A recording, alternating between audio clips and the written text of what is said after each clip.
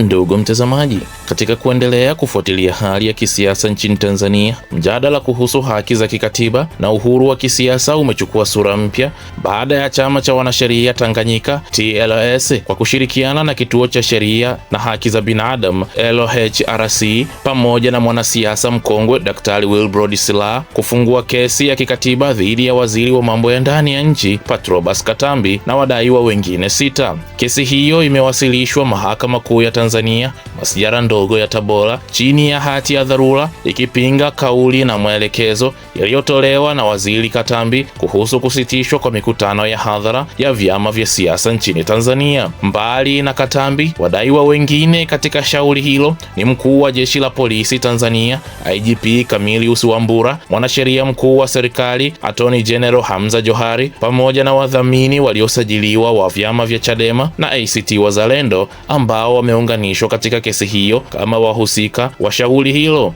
Chanzo cha kesi hiyo ni tamko lililotolewa Juni 26 ya mwaka 2026 bungeni mjini Dodoma, ambapo waziri Katambi alitangaza marufuku ya mikutano ya hadhara ya vyama vya siasa nchini kote, akieleza kuwa hatua hiyo ilichukuliwa kwa sababu za kiusalama. Aidha, alimwelekeza mkuu wa Jeshi la Polisi Mheshimiwa Camillus Wambura kuhakikisha agizo hilo linatekelezwa. Kupitia Wizara ya Mambo ya Ndani ambaye ni custodian wa peace order katika hili, Mheshimiwa Spika, kupitia Wizara ya Mambo ya Ndani ambayo tumepewa instrument na dhamana ya kusimamia amani, ulinzi na usalama, na kwa sababu uchochezi wa mambo haya umeonekana zaidi kwenye maeneo ya kisiasa, Mheshimiwa Spika, kupitia bunge lako tukufu, na mwelekeza IGP Wambura asitoe vibali kwa kazi zozote zitakazokuwa zinahusiana na kufanya mikutano ya hadhara katika kipindi hiki kwa chama chochote.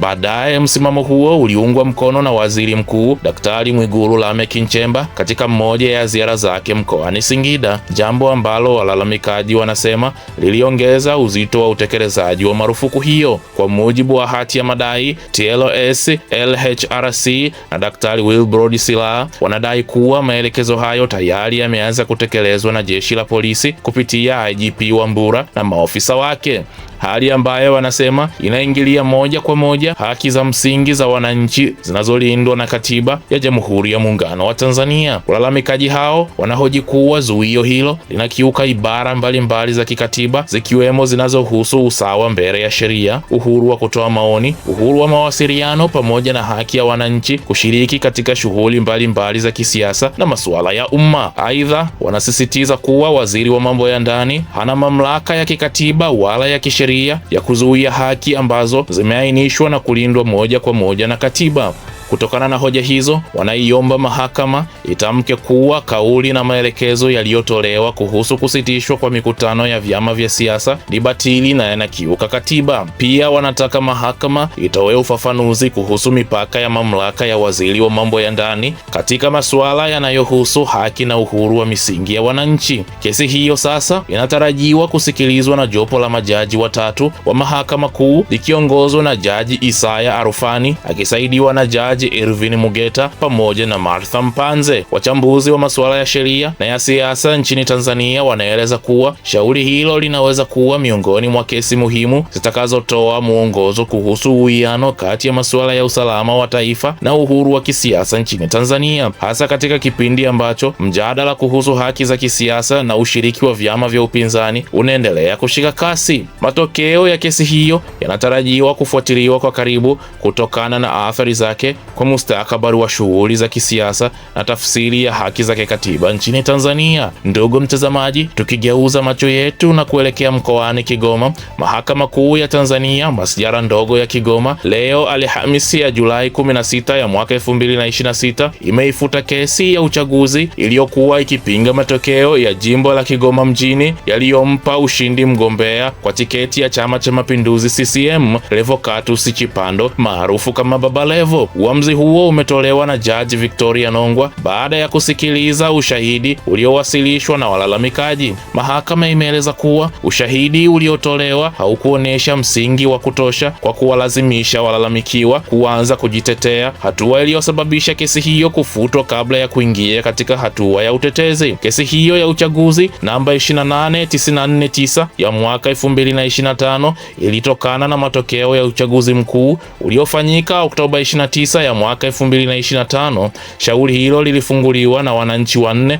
waliojitambulisha kuwa wapiga kura wa jimbo la Kigoma mjini, ambao ni Johari Kaburu, Ruma Kilimali, Pendo Kombolela na Lumu Mwitu.